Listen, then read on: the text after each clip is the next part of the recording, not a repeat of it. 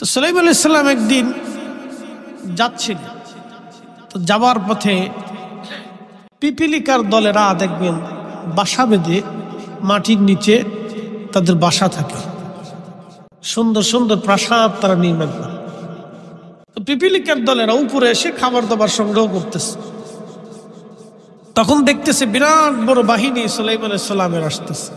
তখন এই পিপিলিকার যে সর্দার ছিল, আপনারা জানেন পিপিলিকাদের কিন্তু মহিলা সর্দার হয়, পিঁপড়ার কিন্তু পুরুষ সর্দার নাই।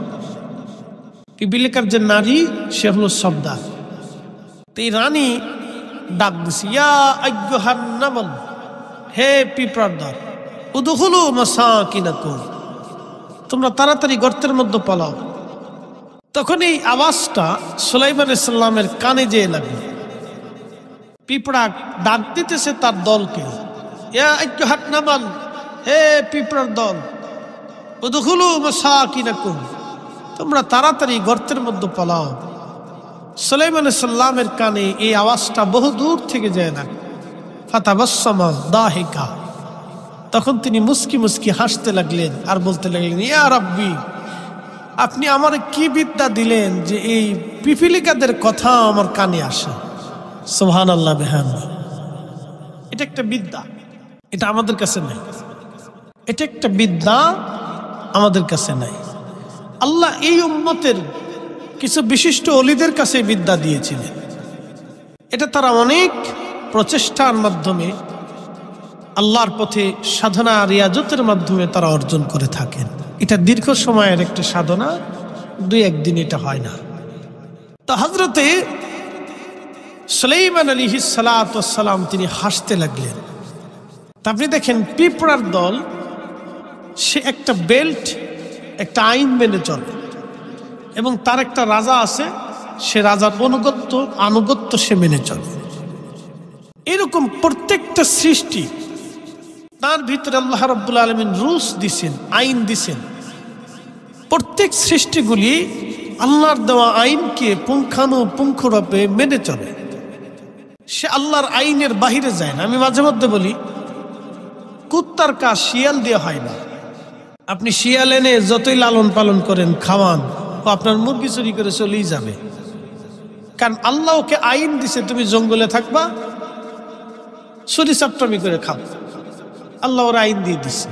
এই জন্য আপনার বাড়ির মুরগি ওর জন্য হালাল, ওর জন্য হারাম না। ও ধরে নিয়ে চলে যাবে, ও পাইলে সুযোগ পাইলে নিয়ে চলে যাবে। এটা ওর জন্য আল্লাহ হালাল করে দিছে। আপনি যেমন গরু ধরে এনে আপনি গরুটাকে লালন পালন করেন, যত্ন করেন, এরপরে কি করেন, জবাই করেন। জবাই করে সেই গরুটাকে ভক্ষণ করেন। আল্লাহ এটা আপনার জন্য হালাল করে দিছেন। আপনি গরুর দুধ দহন করতেছেন, বাচ্চা কাঁদতেছে, ছোটাছুটি করতে চাইতেছে দুধ খাওয়ার জন্য, কিন্তু বাচ্চারা না খায় আপনি দুধ দহন করে নিয়ে আসতেছেন। আল্লাহ এটা আপনার জন্য হালাল করে দিছে, বৈধ করে দিছে। যদি অবৈধ করতেন তাহলে জীবনেও ধরতে পারতেন না, কোনো সুযোগ ছিল না। আল্লাহ এটাকে আপনার জন্য বৈধ করে দিছেন। এই জন্য কিয়ামতের ময়দানে এই গরু আপনার বিরুদ্ধে মামলা করতে পারবে না যে আল্লাহ আমার দুধ নিয়ে গেছে মালিকে, আমার বাচ্চারা দেয়নি। আল্লাহ আপনার জন্য বৈধ করে দিছেন, এই বিষয়ে আপনার কাছে মামলাও করবে না। কিন্তু তাকে যদি আপনি অন্যায়ভাবে মারেন, সে মামলা করবে, আল্লাহ আমার মারছিল, আমি আজকে বিচার চাই। আপনি একটা গরুকে যদি অন্যায়ভাবে পিটান, তো কিয়ামতের ময়দানে আল্লাহর দরবারে সে মামলা করবে, রাব্বি আমাকে মারছিল, আমি তার বিচার চাই। তখন আল্লাহ ফয়সালা করবে, বিচার করবে, তোমার যেইভাবে মারছিল তুমি ওইভাবে তোমার শিং দিয়ে গুতাই দাও, পিটিয়ে দাও। তখন ওই মানুষকে ওই গরুতে পিটাবে। ফয়সালা আল্লাহর আদালত হবেই, বাঁচার কোনো রাস্তা নেই। তো বলছিলাম প্রত্যেক সৃষ্টি আল্লাহর আইন মেনে চলে। পিঁপড়া আল্লাহর আইন মানে, বাঘে আল্লাহর আইন মানে, কুকুর আল্লাহর আইন মানে, সাপ বিচ্ছু আল্লাহর আইন মানে।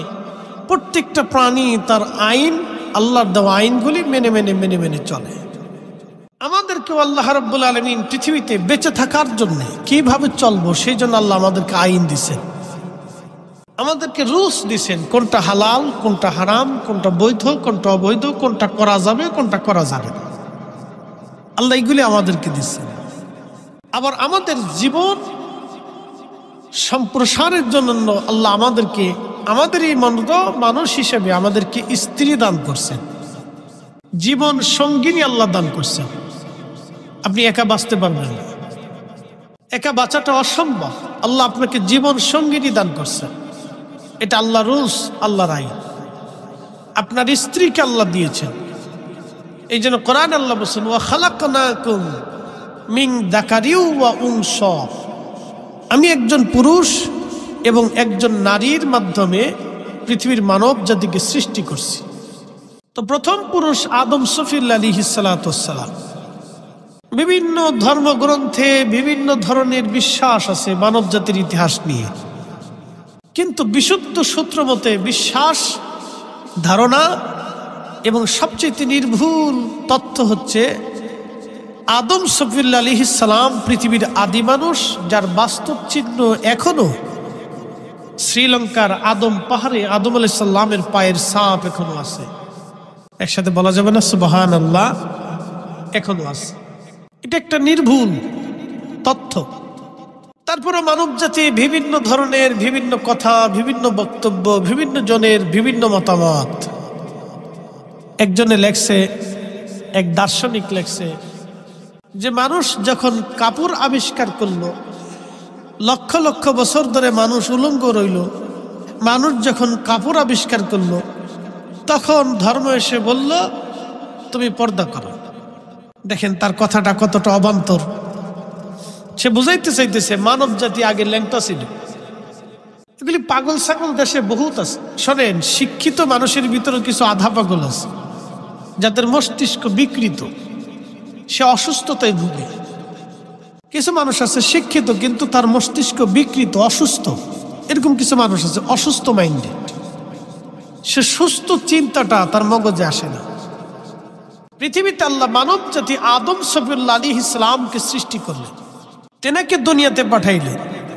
আমি বলেছি আদম সফিউল্লাহকে আল্লাহ রাব্বুল আলামিন আদম পাহাড়ে শ্রীলঙ্কা থেকে নামাইয়া হাঁটাইয়া আরাফাতের মাঠে, জাবালে রহমতের পাহাড়ের পাশে একটা পাহাড় পাথর আছে। আপনারা যদি কোনোদিন হজে যান তো গাইডেড যে থাকবে তাকে জিজ্ঞেস করবেন যে পাথরটা কোথায়। যেই পাথরের উপরে আদম সফিউল্লাহ বসেছিলেন। তো আদম আলাইহিস সালাম বসে আছেন, আর খুব কষ্ট হচ্ছিল।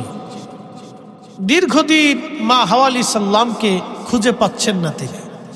তো মন বেজার করে বসে বসে তিনি কাঁদতেছিলেন আল্লাহর দরবারে, খুব কাঁদতেছেন। মসজিদে নামারা যেখানে বর্তমানে আরাফাতের মাঠে বছরে একবারই মসজিদ খোলা হয়, দুই নামাজ এক জমাতে পড়া হয়, আসর এবং যোহর। তো মনোযোগ দিয়ে আদম আলাইহিস সালাতু ওয়াস সালাম লক্ষ্য করলেন মসজিদে নামারা যেটা, এইখানে হাওয়া আলাইহিস সালামকে দেখা যায়।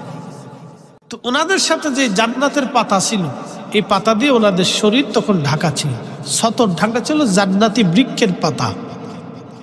তো তখন 350 বছর পার হয়ে গেছে, তখন ওই পাতা আছে। বলে কি করে সম্ভব? হ্যাঁ, জান্নাতের পাতা, এটা নষ্ট হওয়ার কথা না। জান্নাতের কোনো কিছুই নষ্ট হয় না, কোনো খাবার নষ্ট হয় না, কোনো পানীয় নষ্ট হয় না। তো 350 বছর পরে দুইজনের দেখা হলো আরাফাতে। এই জন্য পৃথিবীর সব হাজিরা আরাফাতে তাকে যেতেই হবে, না হলে হজ হবে না। সমস্ত হাজি আরাফাতে তাকে উপস্থিত হতেই হবে, অন্তত জোহরের আগে, দুপুরের আগে তাকে আরাফাতে পৌঁছাইতেই হবে, এবং সন্ধ্যা পর্যন্ত তাকে সূর্য ডোবা পর্যন্ত আরাফাতে অবস্থান করতেই হবে, নতুবা তার হজ হবে না। কোনো মতেই হজ হবে না, দম দিলেও হজ হবে। তাকে আরাফাতে থাকতে হবে, মুজদালিফাতে যেতে হবে, মিনাতে থাকতে হবে। তো উপস্থিতি এই আরাফাতের ঘটনা হচ্ছে এটা যে আদম এবং হাওয়া আলাইহিস সালামের মিলন হয়েছিলেন বিধায় এটাকে আরাফা বলা হয়। যুগ যুগ ধরে হাজার হাজার হাজার হাজার বছর ধরে নবীরা হজের সময় এই আরাফাতে অবস্থান করতেন। একসাথে বলা যাবে না সুবহানাল্লাহ? এই আরাফাতে অবস্থান। তো আদম আলাইহিস সালামকে আল্লাহ জান্নাতে সৃষ্টি করলেন, কিন্তু তার ভালো লাগতেছিল না, কারণ তিনি একা। দেখেন জান্নাতের এত নাজ নিয়ামত, এত কিছু থাকার পরেও আদমের ভালো লাগে না। এটা আল্লাহর সৃষ্টি, আমাদের কিচ্ছু করার নেই। আদমের একা ভালো লাগে না। তখন আল্লাহ পাক জানেন যে আদমের সঙ্গী দরকার। তো সঙ্গী হিসেবে আদমের মতো পুরুষ সঙ্গী দিলে তো হবে না, তার একজন স্ত্রীর দরকার। জীবন সঙ্গিনী, আমাদের ভাষাতে আমরা বলি অর্ধাঙ্গী। এর অর্থ হচ্ছে আমার জীবনের অর্ধেক, আমার জীবনের একটা পার্ট, আমার লাইফ সাপোর্ট। বুঝতে পারছেন?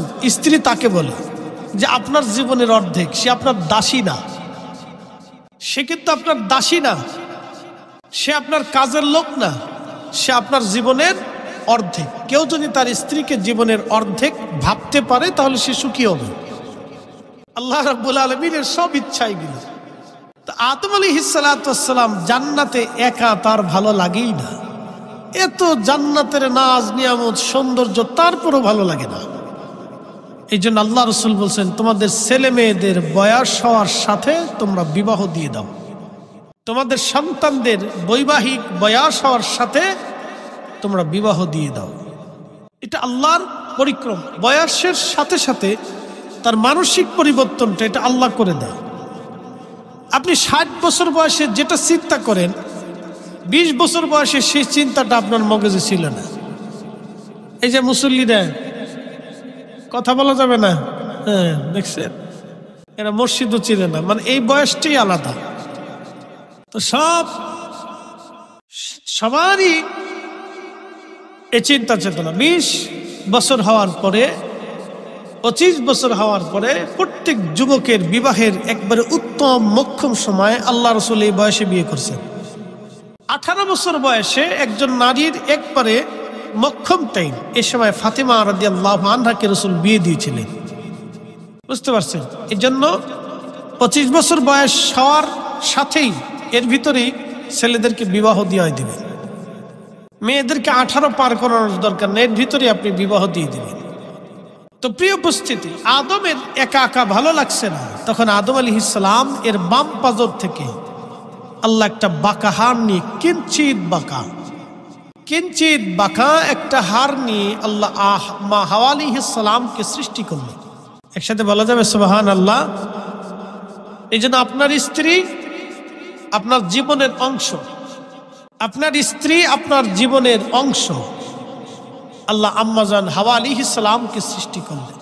তো জান্নাতের ভিতরে আদম আলাইহিস সালাতু ওয়াস সালাম অনেক সুন্দর ছিলেন, কারণ আল্লাহ তাকে নিজ হাতে আদর করে আল্লাহর কুদরতি হাত দিয়ে আল্লাহ তার স্ট্রাকচার তৈরি করছেন।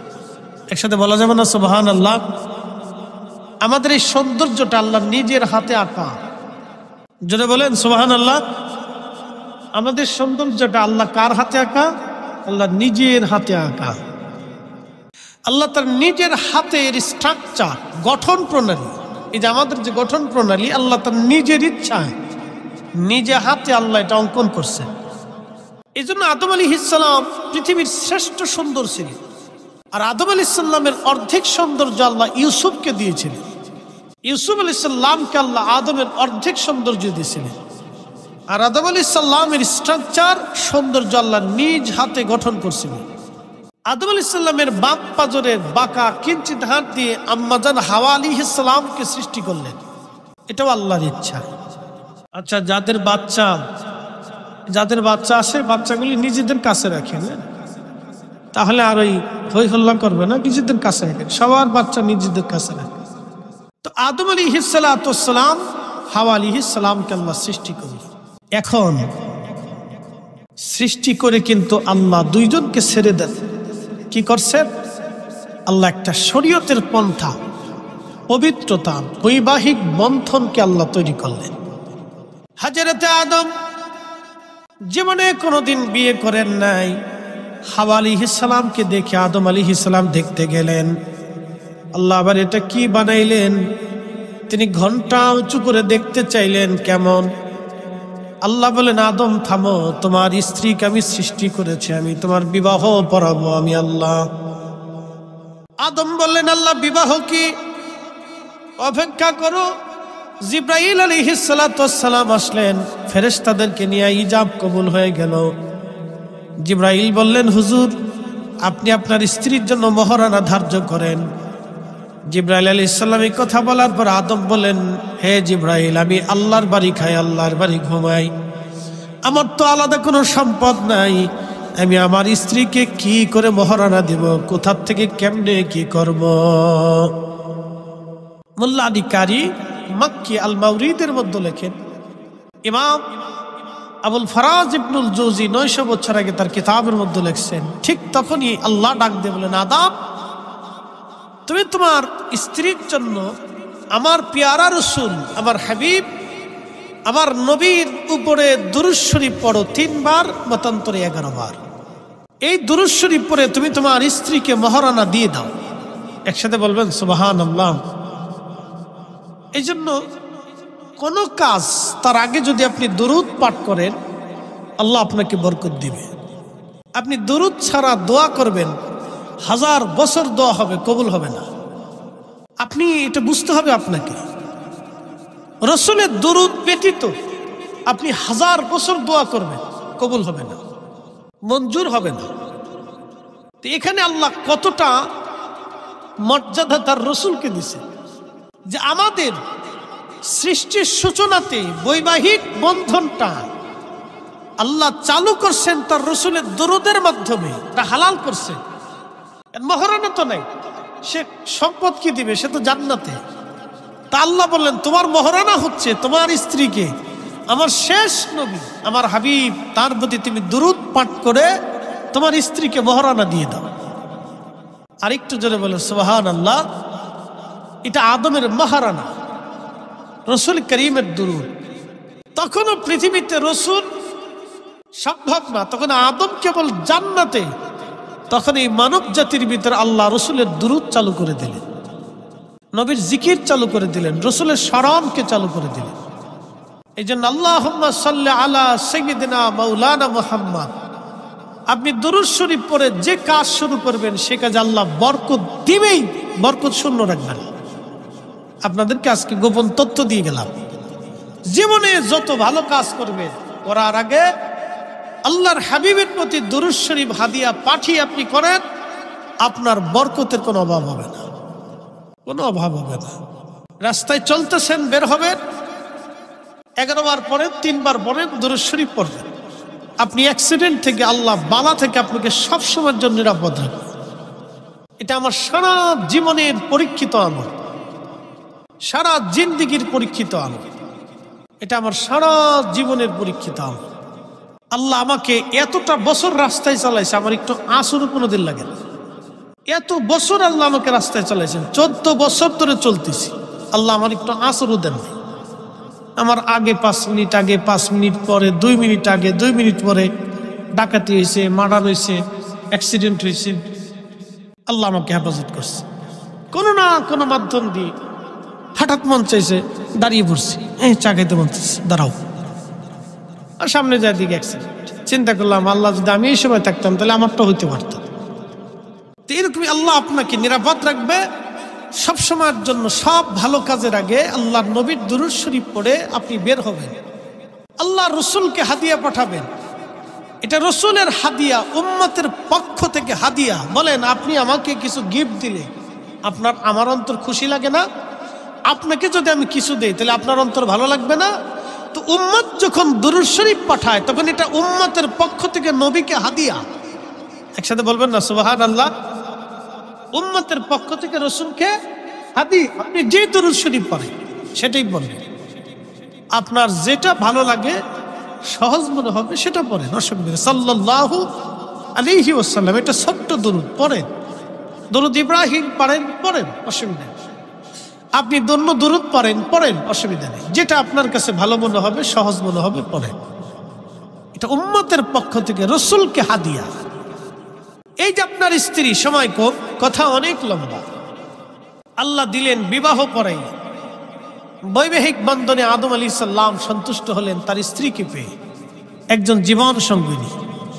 এই জন্য আপনাদের স্ত্রীদেরকে আপনারা জীবন সঙ্গিনী ভাববেন, অর্ধাঙ্গী, আপনার জীবনের একটা পার্ট মনে করতে হবে, একটা অংশ মনে করতে হবে, আপনার পোশাক মনে করতে হবে, আপনার সৌন্দর্য মনে করতে হবে আপনার স্ত্রীকে। মানুষকে যেমন উলঙ্গ করে ছেড়ে দিলে সে যত সুন্দরী হোক তাকে বিশ্রী দেখা যায়, পোশাক পরলে তাকে সুন্দর দেখা যায়। যত সুন্দর পোশাক তত মানুষ সুন্দর দেখায়। এই জন্য দেখবেন নারী পুরুষ সবাই সুন্দর পোশাক খোঁজে, পোশাক সুন্দর। এই জন্য যার স্ত্রী যত সুন্দর, যত ভালো, চারিত্রিক ভাবে যত ভালো, আপনার জীবন তত ভালো। এখানে পোশাকের সৌন্দর্য, চামড়ার সৌন্দর্য বলা হয়। এখানে বলেছে আপনার স্ত্রী চারিত্রিক ভাবে যত সুন্দর, আপনার জীবন তত সুন্দর হবে, আপনার জিন্দেগি তত সুন্দর হবে, সংসার তত সুন্দর হবে। এবং জীবন সঙ্গিনী আপনার জীবনের অর্ধেক পার্ট। রাসূল কারীমের 11 জন স্ত্রী, আমাদের 11 জন মা ছিল, আম্মা জান ছিলেন। 11 জন স্ত্রীকে আল্লাহর নবী সমানভাবে ভালোবাসতেন। একদিন এসে সমস্ত আম্মা জানরা বলেন, ইয়া রাসূলুল্লাহ, আপনি বলেন আপনি কাকে বেশি ভালোবাসেন? এখন নবী তো মিথ্যা বলবে না, তা বলেন ঠিক আছে কালকে বলবো, সকালে ফজরের পরে। তো ফজরের পরে সবাই আসবে। আগে গত রাত্রিবেলা নবীজি 11টা খেজুর নিলেন। খেজুর নিয়ে আম্মাজান আয়েশার ঘরে যায়, বলেন আয়েশা তোমাকে মহব্বত করি। আম্মাজান সাউদার ঘরে গেলেন, তিনি বৃদ্ধা নারী, বললেন সাউদা তোমাকে মহব্বত করি। উম্মে সালমা, উম্মে হাবিবা রাদিয়াল্লাহু আনহু রিদওয়ানুল্লাহি তাআলা আজমাইন, এদের সবার ঘরে গেলেন, সবাই একটা একটা করে খেজুর দিলেন আর বললেন তোমাকে মহব্বত করি। ফজরের নামাজ পড়ে সব বিবিরা রাসূলের ঘরে আসলেন, ইয়া রাসূলুল্লাহ আপনি বলেন আপনি কাকে ভালোবাসেন? নবীজি বললেন কালকে রাত্রে যারে খেজুর দিছি তাকে ভালোবাসি। সবাইকে আলহামদুলিল্লাহ। একজন একজনকে বলে কি ব্যাপার? আমারও তো খেজুর দিছে। বলে কি ব্যাপার? বলে আমারও দিছে। বলে কি? আমারও দিছে, সবাইরই খেজুর দিছে। এটা আল্লাহর রাসূলের, দেখেন সবাইকে তো খুশি। ওই সময় যদি বলতেন যে তোমাদের সবাইকে ভালোবাসি, তাহলে সেটা ভিন্ন হতো। কিন্তু খেজুর দিয়ে রাসূল ভালোবাসা বুঝাই দিলেন, সবাইকে ভালোবাসি। সকালবেলা সারা রাত সবাই উৎসুক, কে কাকে নবী ভালোবাসে। প্রত্যেক স্ত্রী চায় যে তার স্বামী তাকে ভালোবাসে, সব স্ত্রী চায়। আপনি যদি 2টা বিয়ে করেন তা আপনি আমাদের বাংলাদেশের মেয়েদেরকে বুঝাইতে পারবেন। 2টা যদি বিয়ে করেন তা ছোটজন ভাববে মানে বড়জনরে সবকিছু দেয়, আর বড়জন ভাববে মানে ছোট্টরে সবকিছু দেয়। জীবন কলিজা কাইটে দিলেও বিশ্বাস করবে না। বুঝতে পারছেন? এটা বাংলাদেশের সিচুয়েশন থেকে বলতেছি।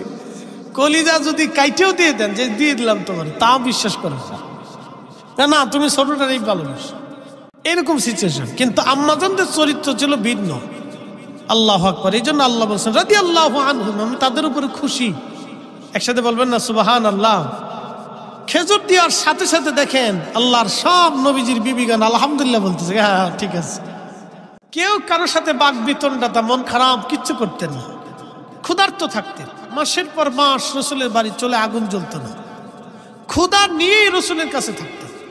বুঝেন তো একজন নারী কতটা ভালোবাসলে ক্ষুধার যন্ত্রণা 2 দিন 3 দিন ক্ষুধার্ত থেকেই রাসূলের কদম ছাড়তেন না। তাহলে তিনি কি আকর্ষণীয় মহান চরিত্রের অধিকারী ছিলেন। তার স্ত্রীদেরকে কত নির্ভুল ভাবে তিনি মহব্বত করতেন, যে একজন স্ত্রীও কখনো কোনোদিন বলেন না হুজুর আপনাকে ছেড়ে চলে যাব। কল্পনা তো আনতেন না, ভুলেও আনতেন না।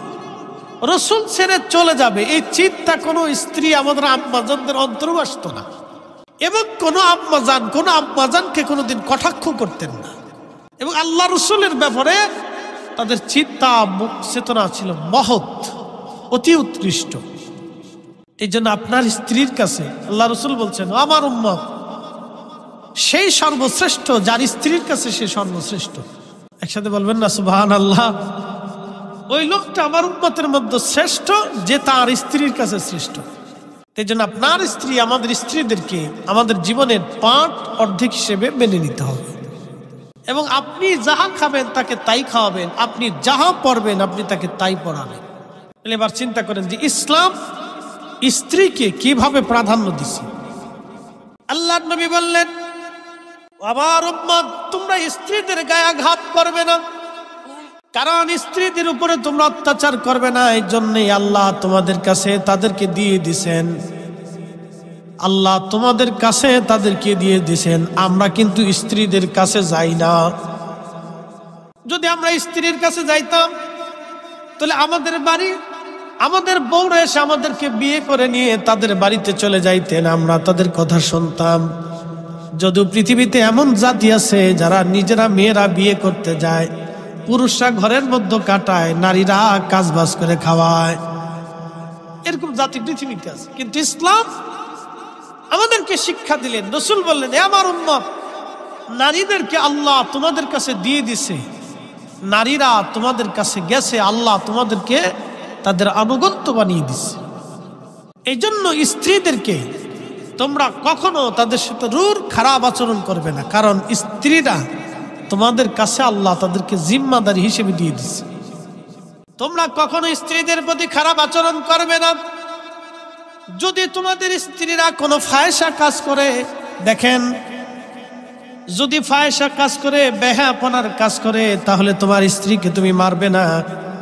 সর্বপ্রথম তুমি শয্যা ত্যাগ করে দিবে, তোমার স্ত্রী থেকে তুমি জুদা হয়ে যাবে। যদি তোমার স্ত্রী তোমার শয্যা ত্যাগের পরে যদি তোমার প্রতি আনুগত্য না হয়, তওবা না করে, তাহলে তুমি তাকে আঘাত করতে পারো, তবে মৃদু আঘাত করবা, জোরে জোরে মারবা না। সুবহানাল্লাহ বললেন। তোমার স্ত্রীর থেকে আগে শয্যা ত্যাগ করবা, অর্থাৎ তোমার স্ত্রী কোনো ফায়সা কাজ করছে, আপনার বাড়ি ঝগড়া করছে খাবার দাবার নিয়ে, কাপড় চোপড় ধোয়া নিয়ে, সেই জন্য না, কোনো বেহায়াপনার কাজ করছে, ফায়সা কাজ, বেপরদায় রাস্তায় চলে গেছে, আপনার হুকুম ছাড়া মার্কেট করতে চলে গেছে, অথবা আপনার এজাজত ছাড়া কোনো পুরুষের সাথে গল্প করতেছে, ধরেন হয়ে গেল, তো তখনই তোমার স্ত্রী থেকে তুমি শয্যা ত্যাগ করে ফেলবা। তো শ্বশুর বাড়ি পাঠাই দিবেন না, নিজের ঘরের ভিতরে শয্যা ত্যাগ হবে। দেখবেন কোন নারী তার স্বামী থেকে বিচ্ছিন্ন হয়ে আলাদা থাকতে পছন্দ করে না, সে অবশ্যই 2 দিন 3 দিনে হোক ভুল স্বীকার করে আপনার কাছে চলে আসবে, ক্ষমা চাবে। তো যাই হোক, যদি তারপরও তোমার স্ত্রী ভুল না ভাঙ্গে, তওবা না করে, তাহলে তুমি তাকে আঘাত করবা, তবে মৃদুভাবে করবা, জোরে জোরে না। তারপরেও যদি তোমার স্ত্রী তোমার আনুগত্যে না আসে, ভুল স্বীকার না করে, তারপরে তুমি তার গার্জিয়ানকে ডেকে এনে পরামর্শ ভিত্তিক ভাবে তোমরা বিচ্ছিন্ন হবা। হুটহাট করে তালাক তুলাক করে, ঝগড়া ফাসাদ করে তালাক দিয়ে বিশৃঙ্খলা না করে তার মুরব্বী ডাকবা, তোমার মুরব্বী ডেকে এনে পরামর্শ ভিত্তিক ভাবে তোমরা বিচ্ছিন্ন হবা। একসাথে বলা যাবে না সুবহানাল্লাহ? নারী একটু জোরে বলেন সুবহানাল্লাহ। আল্লাহ রসুল আমাদেরকে এইভাবে শিক্ষা দিয়ে, কথা বাড়াবো না, শীতের দিন, সময় কম, প্রিয় উপস্থিতি, আল্লাহ আমাদেরকে